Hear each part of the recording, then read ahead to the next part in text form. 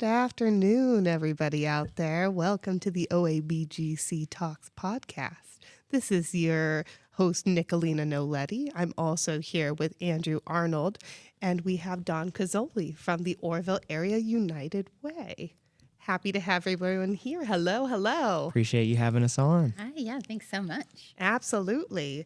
So today we're going to be learning a little bit about the Orrville Area United Way. The partnership between the Orrville Area United Way and the Orrville Area Boys and Girls Club represents a collaborative effort to enhance the well-being and opportunities for youth in the Orrville community. Orrville Area United Way is a nonprofit organization dedicated to addressing community needs and improving lives through various initiatives and programs. Through this partnership, United Way provides financial support and resources to us at the Boys and Girls Club, which lets us expand our programs and reach more of the people in the community. This support helps fund educational enrichment activities, recreational programs, mentorship opportunities, and other essential services offered by the Boys and Girls Club program. So, Dawn, we wanted to start out by getting to know you a little bit more. Can you tell us a little bit about your background and how you first became involved with the Orrville Area United Way? Absolutely, thank you. So my career has really been in human services for over 24 years now. Started out at Children's Services, worked for a time at the Children's Advocacy Center, did a little bit of work for the Ohio Network of Children's Advocacy Centers, and then was introduced to United Ways in general through the grant process. So as the nonprofit director, of course, you're always searching for money. And so Orrville Area United Way was one of our grants. And so I got to know a little bit about United Way in that capacity. And then their long-term director retired, and just through relationships and knowing a few people, was asked to kind of join the team. And so I changed jobs in April of 2020. So if you all remember, March of 2020 was shut down. Yes. April 1st, 2020, I started a new job. What an endeavor. Yes, indeed. Great way to start the year off. Great. And it was a blessing and a curse. It was tough because it was, obviously we couldn't get out into the community, not able to really like do the round, introduce myself, let everybody know who I was and kind of, what we stood for. But the blessing was that we were kind of sequestered in our office, and I got the opportunity to dig through a whole bunch of stuff, our history, like really learn what United Way stood for. And as I did that, it just confirmed for me I had made the right move. My career was spent on kind of like micro work, like managing programs and direct services. And United Way has a much more macro look at your community, the big picture, not just one nonprofit, but how do all of our nonprofits improve our community and how can we support them? So I love it. Perfect. Awesome. And what a unique opportunity to get to know United Way so intimately in shutdown. I can't imagine that any other time with the amount of work going on behind those doors, there's much time to sit and sift through that. So yes. And it was interesting. Obviously for all of us, it was an interesting time. yep. And here we are on the other side, still kicking. Mm-hmm. Do you think with I like how you mentioned that you started like during like that COVID time, did I noticed how you said it was a blessing and a curse. Did anything like kind of help you prepare more or like kind of give you more of an insight on how you were going to do things there because of COVID? Or like, was there something that like key that you learned from just that experience itself? You know what? I think I had already recognized just from having worked in nonprofit work, the volume of work that our nonprofits do. What I really got to know intimately was that in Wayne County, we're kind of a rural county. People think of us as maybe not being as up to date as other counties, and I would 100% argue that. I would put our services up against any urban city or anything like that. And we're small enough that we all know each other, and Right. so all of our nonprofits really connect with each other. They talk. They They share what programming they're going. They share what gaps in services that are occurring, and then they kind of figure out who is best to serve this gap, or get rid of this gap. And so, really, that was probably like my takeaway from Right. my first Just a year. good like communication aspect of it. Yeah, for sure. And I think it's neat that you mention, kind of that small town like closeness, because when I talk to people who aren't from this area, the best way I have to describe it is it's a place small enough that you are big enough that you don't know everybody, but small enough that everybody still waves. Yes. Like that Yeah. sense of community. Yes, for Yeah. sure, for sure. And they still have the sense of taking care of their own. Yes, absolutely. Yeah. So what do you find is the most rewarding thing in your role as the director at the United Way?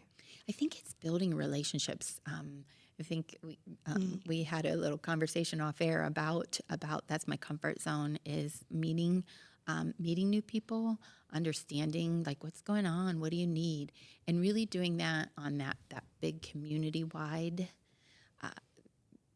action has been the best. Like it's just been really, really cool, and getting to know like how many businesses are in our community, how many industrial organizations are, and how they affect everyday life here has been really, really cool. That's really neat. So, okay, aside from work, what is it that you like to do? What do you do in your free time? What are you passionate about? You know what? My family and I love the outdoors. We camp, and my husband and I have always camped. Like when we were in college, we would do the tent camping thing, and then kind of as we had our kids and got a little bit older, we progressed through pop-ups and trailers. And now we're glamping. They say, love that for you in guys. a big old fifth wheel that has Okay. a bed and bathroom, and I call it our hotel room on wheels. And we love our state parks. So so probably we camp 30 days out of the year, Nice. not all at once, but like Throughout the year as yeah, it goes on. long weekend at Mohican, long weekend at Love Salt Fork. Mohican's a good one. Oh, we love Mohican too.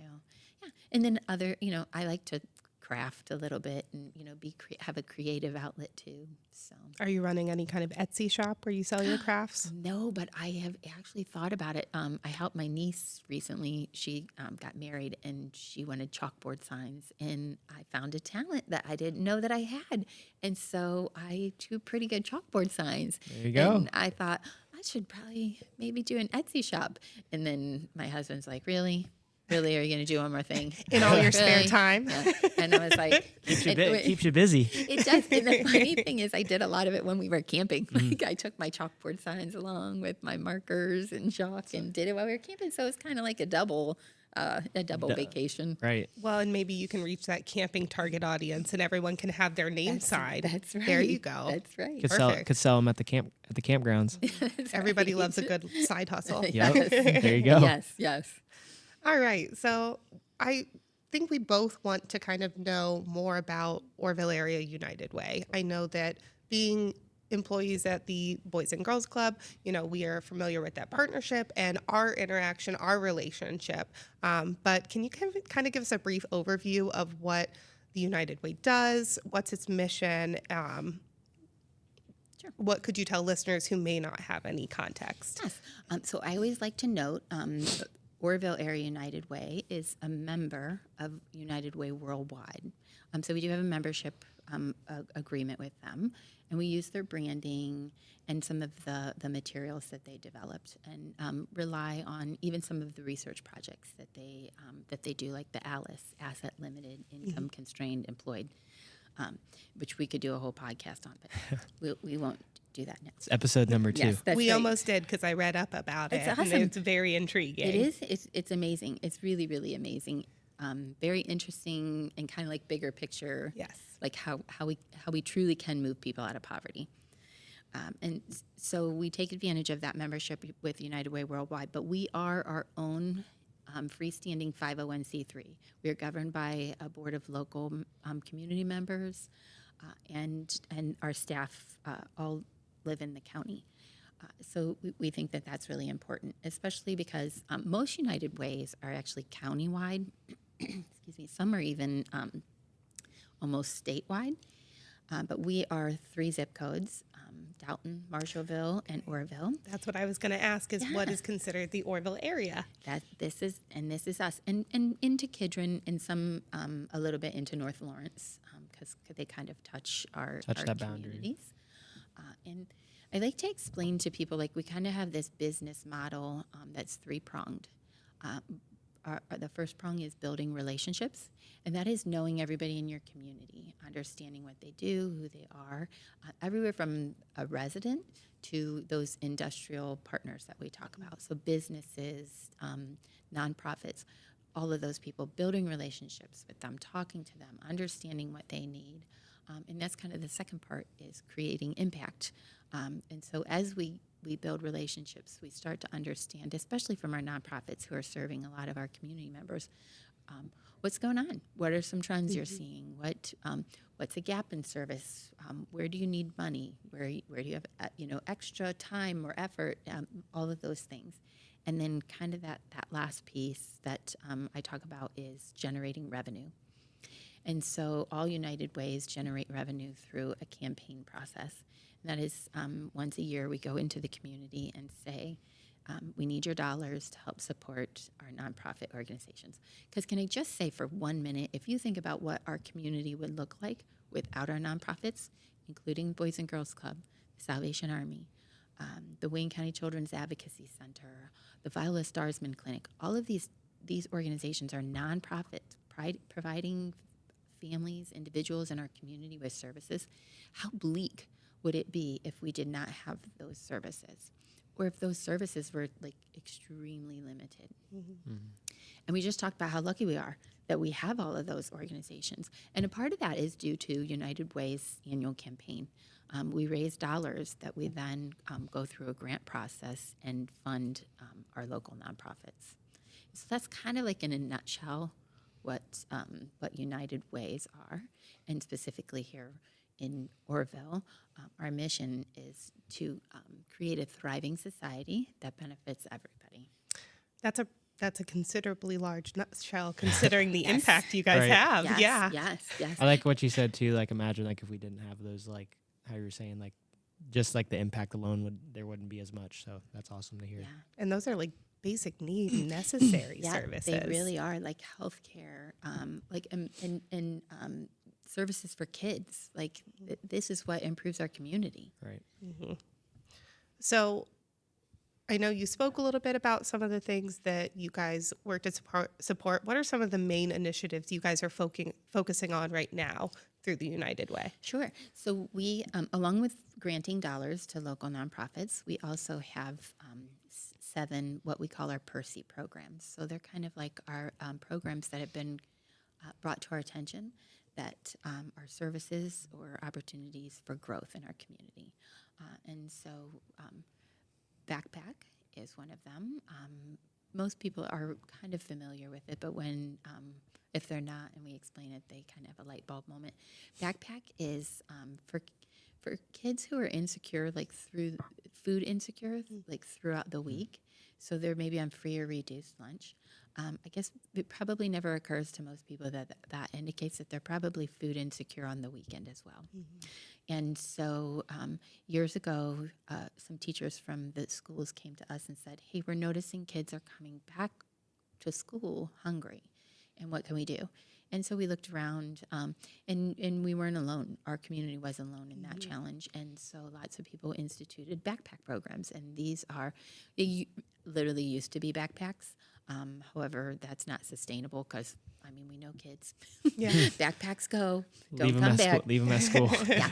So actually just a bag of food is, and it's really, really important that it's shelf stable. So a bag of shelf stable food goes home with kids who are identified through the school to need that over the weekend. And just a little plug, so we partner with Salvation Army and Orrville Elementary and Middle School and Dalton Elementary School. So we're always looking for shelf stable food, especially shelf stable milk, because it's very difficult to find nutrient dense shelf stable food. Like when you think of shelf stable food, obviously things like macaroni and cheese cups and some of those Hormel food cups, they have to be really simple to prepare, because we were just going to assume that kids are going to prepare them on their own. And so on the one hand, those are great. On the other hand, we know there's not a lot of nutritional value to them. So looking for apple sauces, like that shelf-stable milk, anything that we can get into the hands And it's of little easy for kids. the kids to get them. Yes. Right. Yeah, that makes sense. Yes. So that's the backpack program. We have the Happy Feet program. Again, this was an initiative brought to our attention by the schools. Kids not having appropriate shoes. So maybe like not weather appropriate, or maybe even just being too small or too big.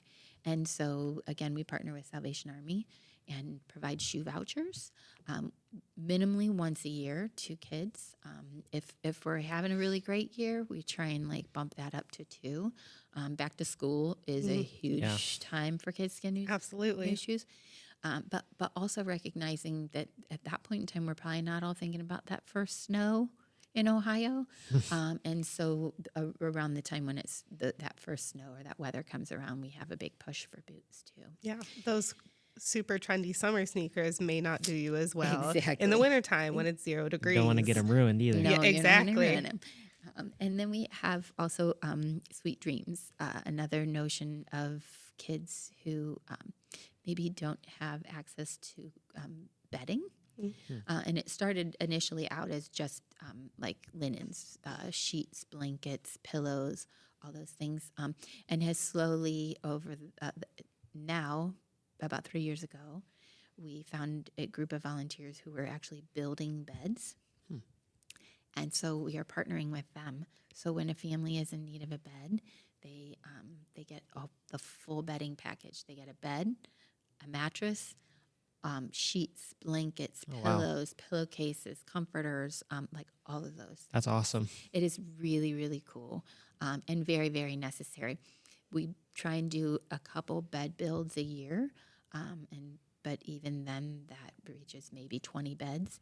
And so, again, through partnership with Christ United Church of Christ and Salvation Army, all of us doing all of our work together, those beds get distributed to kids who need It's crazy to think like you wouldn't even think like just stuff like that is like needed. Like that wouldn't have even have popped my mind. And I'm just like, now that I think about it, like, yeah, that's like such an essential need, especially for the kids too. Yes.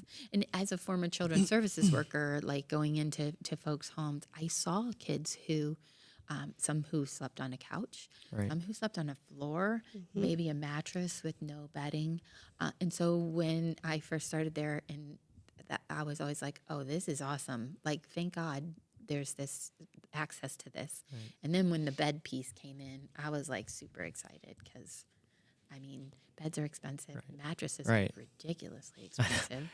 So something like that can make such a big impact too. Like going to school, getting a good night sleep. Like, I was just going to say, I consider like, a night that I don't get good sleep, how do I complete anything? So to have that be, a chronic, long-lasting thing, and a child who needs to get a lot of good rest. That's got to have a huge impact. But like you said, Andrew, something you don't necessarily think of when you think of needs. And there's actually 7 of them. I'm sorry, I've only covered 3, so I'll kind of roll through the other 4 really quick if I can. Friendship Meals, which is a feeding program, and it also happens out of the Christ United Church of Christ. Look it up. They do amazing work, free meals, drive-up service, no income guidelines, anything like that. You can check their site. They show what they're having for dinner that night. It really exploded during 2020 just because of the need. Right now, we're hosting VITA in our office, and it's called Volunteer Income Tax Assistance. And saw that advertised. I laugh because it's actually volunteers who take the IRS test to be able to prepare taxes for people, and I'm like, that's miserable. But these are the most amazing volunteers. They show up, and they show up ready. They have taken the test. They're ready to prepare people's taxes. There are some income guidelines. But then they log into the computer and they submit people's taxes. And just yesterday I got a text. I'm probably going to misquote it, so I'm sorry. But at this point, I believe we've completed taxes for 48 people. Oh, wow. Goodness. Getting tax returns for upwards of $40,000. Oh my Wow. God. And so if you think about how much it would cost an individual who makes $60,000 a year to go and get their taxes done at another place, it could be anywhere between $200 and $400. Right. And that's a big difference. That's food for a Right. month, That's- essentially. I mean, that's a big deal.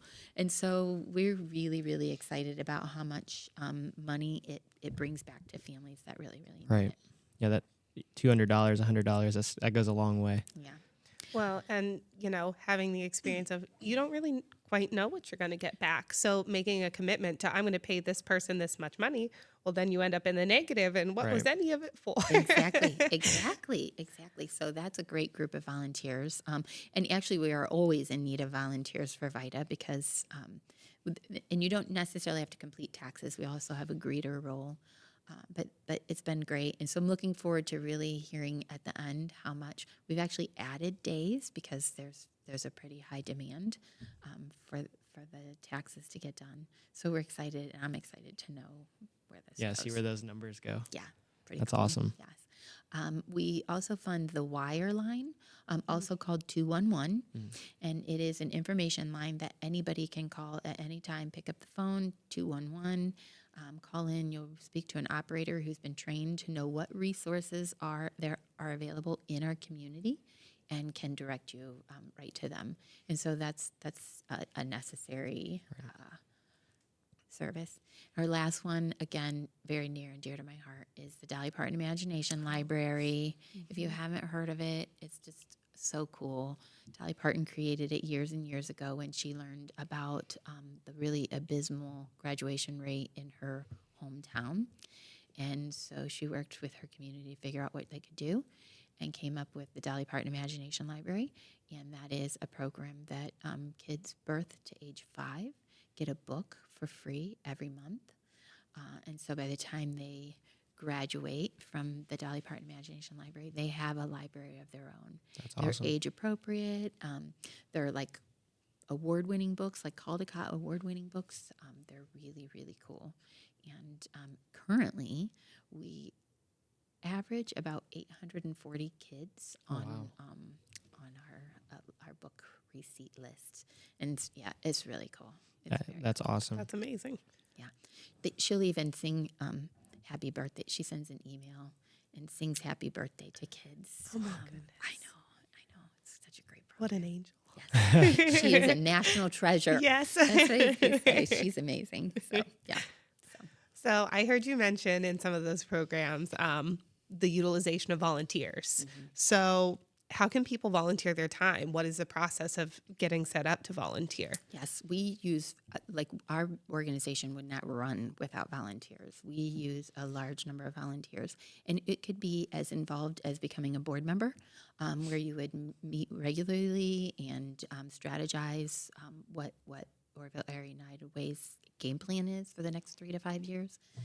It could be on our events committee, helping us figure out how do we get into the community, what can we do to better serve them. Obviously, our finance and audit committee, always looking for folks to look at our financial reports and our bottom line and keep us healthy in that way. And then we also have our campaign volunteers, and these are folks who also understand the importance of asking for donations to support our campaign that will then be rolled into our nonprofit organizations. And gosh, at one point, I think our campaign cabinet is over 100 volunteers. Wow. So, and it takes every bit as much. And I think like similar to other organizations, there's kind of this section of volunteers who are older. That's generally who has the ability to dedicate that much time. But we see some of our older volunteers rolling out. And so we're really, really, really in need of some younger volunteers who are passionate about their community, who are passionate about like making sure families and kids get the services that they need to kind of step up and take a role on that piece. Yeah. So getting those teens, those young Yes, adults moving, getting them yes, invested in their yes, community yes, is really important. yes. And Nicolina, you have brought the teens to the We Orrville Area have. United Way office. We have, and we helped put the letters together. Mm. And I tell you what, the rest of that week, they asked if we could go back and do more. I Oh, remember And that. I was like, I think there's a finite amount of letters they need to send, but maybe next time. yeah. Yeah, I think it's, that's something I like to try and do here is, engage the kids in opportunities they may not have experienced before and putting an emphasis on giving back to the community. Growing up, I am a Worcester girl. Don't hold it against me. I do love Worcester very much, but, that engagement in the town has kind of been something important for me that has continued through my life. And I want to have that same connection for the youth here in their town. This is yours. Yes. This is I want them to have that soft spot. I want them to be invested and see things grow in a way that's going to be fruitful for them in the future. Yeah. So, Yeah. And know that they can give back. Like I always think of like giving, you get as much from giving as you do from getting.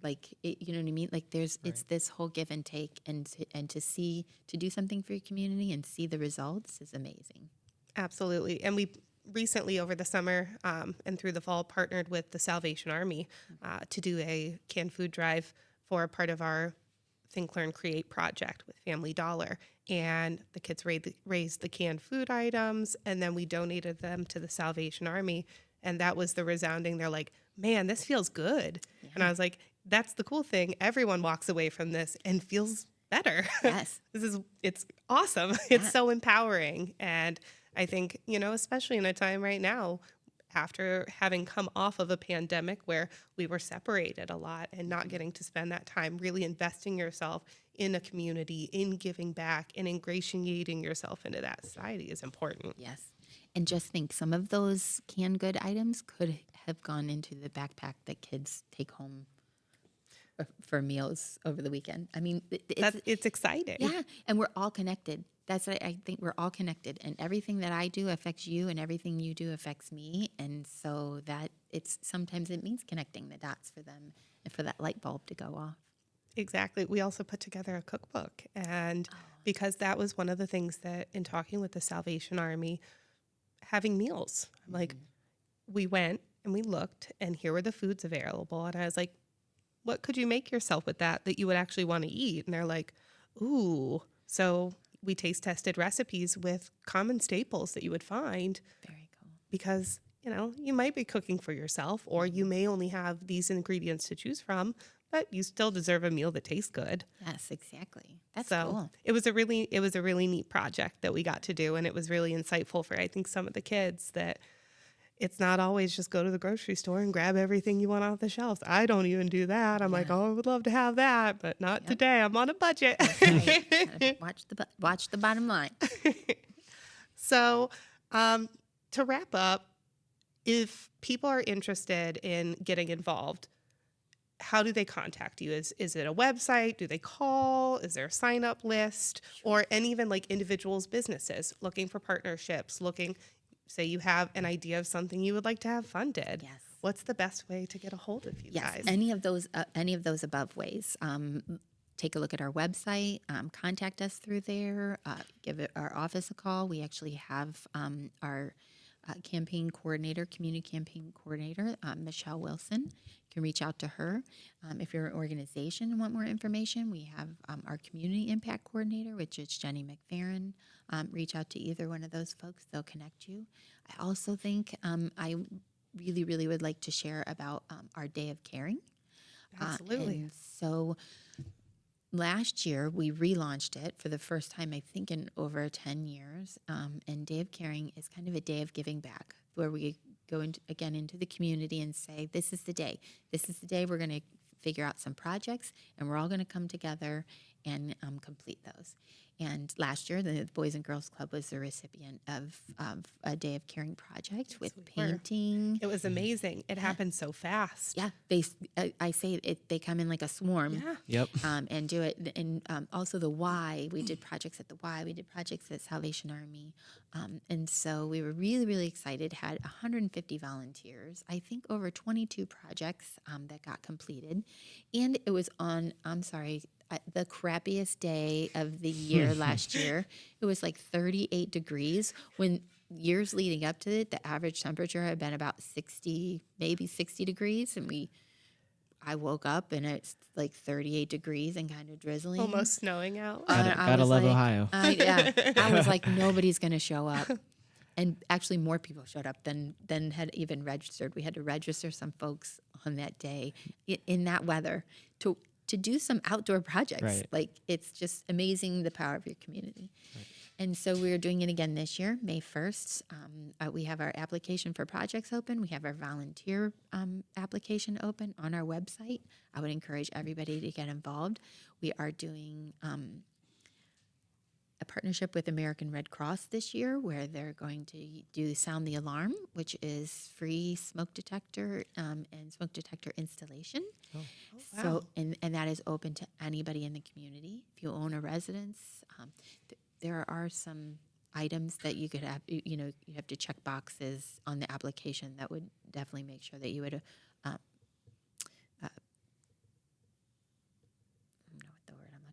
Like where you would be able to qualify. Gotcha. Yeah, thank you. Sorry about that. And but it's super cool. So a team comes to your house and will replace smoke detectors. And along with that, we're also encouraging people to look to their neighbors and identify maybe somebody who is having a hard time keeping up with the yard, or a small paint project, or mulching, or like anything like that. Really, we're really wanting to look to our residents. So that if they need assistance, we can send a team out there to provide assistance in that manner too. Awesome.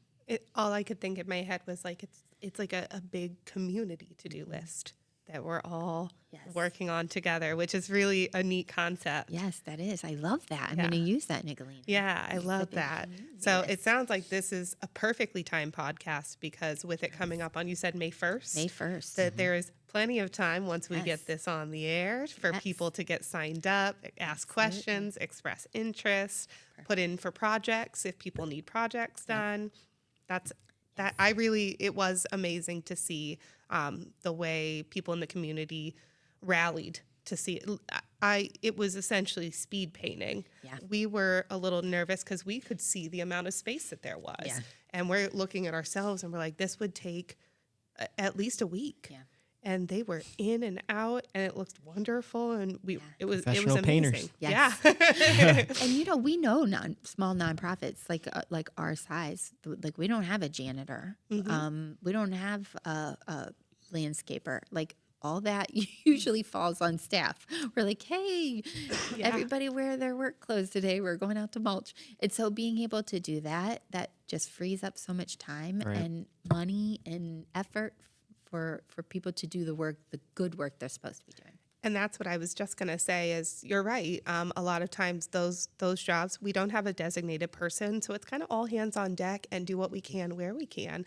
And sometimes that's a lot. Yeah. It is a lot to try and divide and conquer among a smaller nonprofit organization. So something as simple as a group of people coming and painting allowed us, to do something that we wouldn't have been able to accomplish quickly or easily by ourselves here. That made such a difference.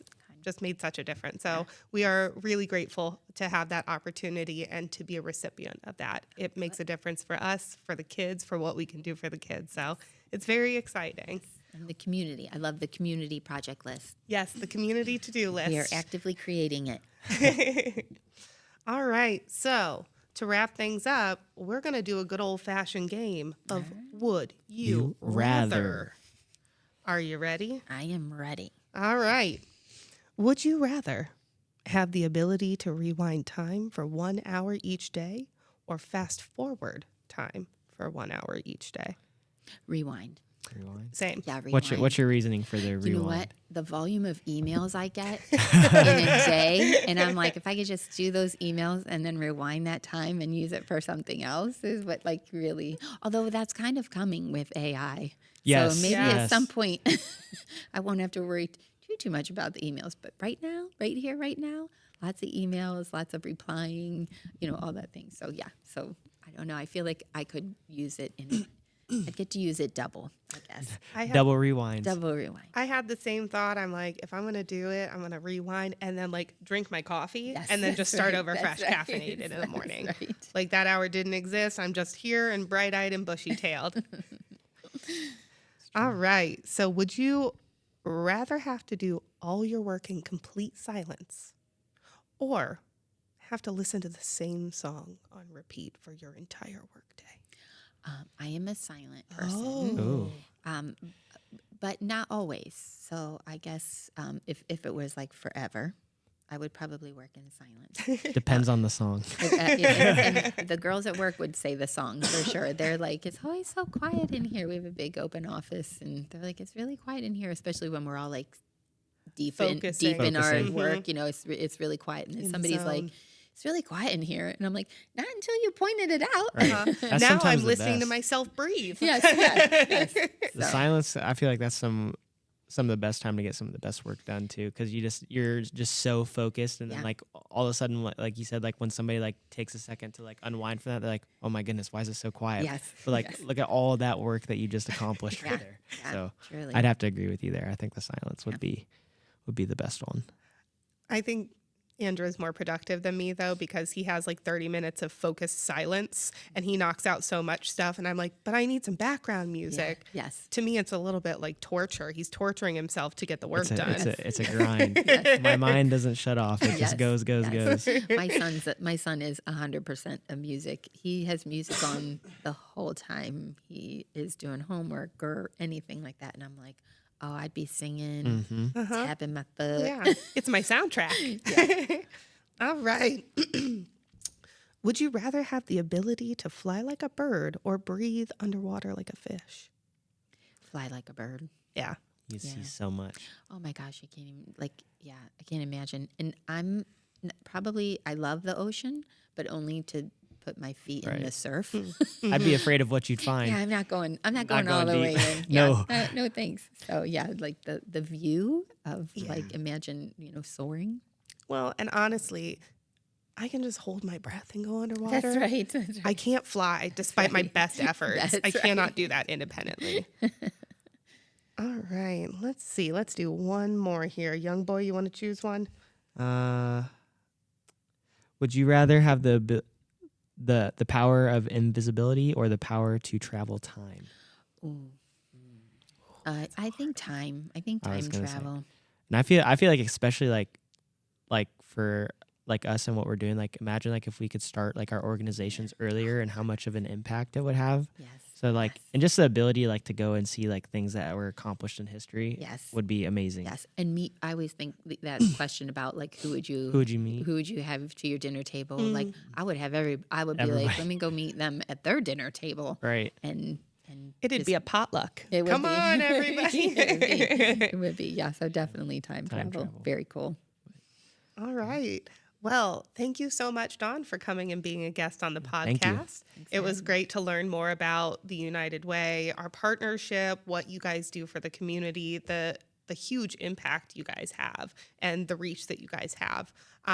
Is there anything in the last minutes you want to plug? You got a website, you got a Facebook, you got any other things? We have all the socials, so and they're all surrounding Orrville Area United Way in some way, shape, or form. So yeah, check us out, and just really, really excited about Day of Caring and looking for projects and looking for volunteers.